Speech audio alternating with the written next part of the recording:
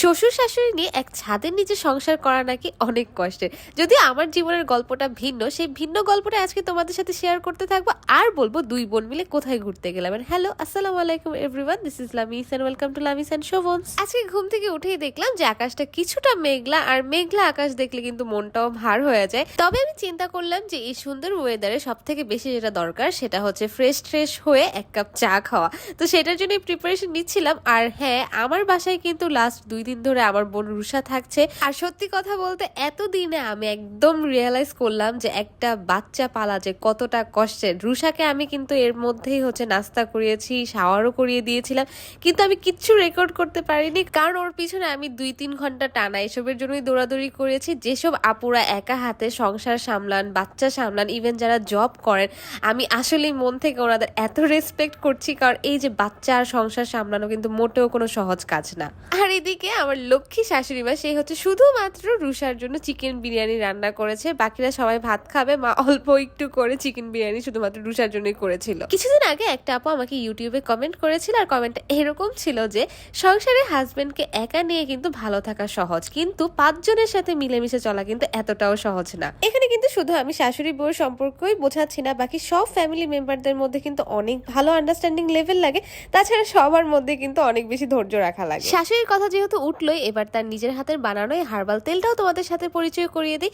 খাঁটি নারকেল তেলের সাথে 30টা প্রাকৃতিক উপাদান দিয়ে হার্বাল তেলটা বানানো হয়। যাদের অনেক বেশি চুল পড়ছে বা যাদের চুলে খুশকি রয়েছে, যাদের চুল লম্বা হতে চায় না কিংবা ঘন না, তারা কিন্তু চাইলে ইনবক্সে বা উপরের নাম্বারে ক্যাশ অন ডেলিভারিতে অর্ডার করে ফেলতে পারো। আর আমার জামাই শোভন এদিকে কিন্তু বেশ বিজি ছিল তার অনলাইন ক্লাসের প্রিপারেশন নিয়ে। তোমরা যারা কন্টেন্ট ক্রিয়েশনে যুক্ত হতে চাও, ফেসবুক বা ইউটিউব থেকে টাকা ইনকাম করতে চাও, তারা কিন্তু চাইলে আমাদের সাথে অনলাইনে যোগাযোগ করতে পারো। এনিওয়েজ, আমার শাশুড়ি মা আর ইউকা দুজনেই কিন্তু দুপুরের পরে বাইরে একটা কাজে বের হয়ে গিয়েছিল।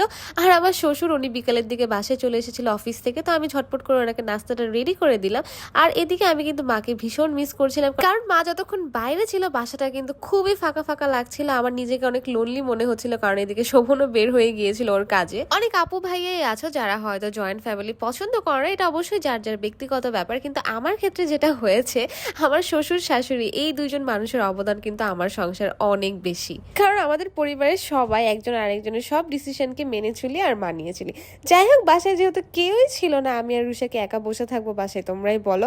তো আমরা দুই বোনই কিন্তু সুন্দর মতো রেডি হয়ে ফিটফাট হয়ে বের হয়ে গেলাম। আর রুষা তো হচ্ছে এত খুশি হয়ে গিয়েছিল যে ওকে আমি এখানে বকা দিচ্ছিলাম যদিও, কারণ আমি ওকে বলছিলাম যে ছোট মানুষের মেকআপ করতে হয় না। এটা শুনেই হচ্ছে ও ভ্যা ভ্যা করে কান্না শুরু করে দিয়েছে, কারণ ওর পয়েন্টটা হচ্ছে যে আমি যদি মেকআপ করে বের হতে পারি তাহলে ও করলে সমস্যা কোথায়। যাই হোক, ছোট মানুষের সাথে আসলে কথায় পারা যাবে না, সেজন্যই হচ্ছে আমি ওকে অল্প স্বল্প করে রেডি করে দিচ্ছিলাম। এত অল্প মেকআপে ওর কিন্তু একদমই মন ভরছিল। আর এই তো ফাইনালি আমরা রেডি হয়ে গেলাম। আমরা কিন্তু যাচ্ছি শুধুমাত্র বাসার নিচে একটু খাওয়া দাওয়া করতে। স্টিল আমি একটু রেডি হয়েছি, আর আমাদেরকে কেমন লাগছে তা কিন্তু অবশ্যই কমেন্ট করে জানাবে। আর মেকআপ করার সময় আমার কাছে মনে হয় যে আমার যদি নিজেকে নিজের সুন্দর লাগে, তাহলে কিন্তু আমার কনফিডেন্স লেভেল সব জায়গায় অনেক গুণ বেশি বেড়ে যাবে। আচ্ছা, এদিকে কথা বলতে বলতে কিন্তু আমি খাবারটা অর্ডার দিয়ে ফেলেছিলাম, আর সেটা আসার জন্যই ওয়েট করছিলাম।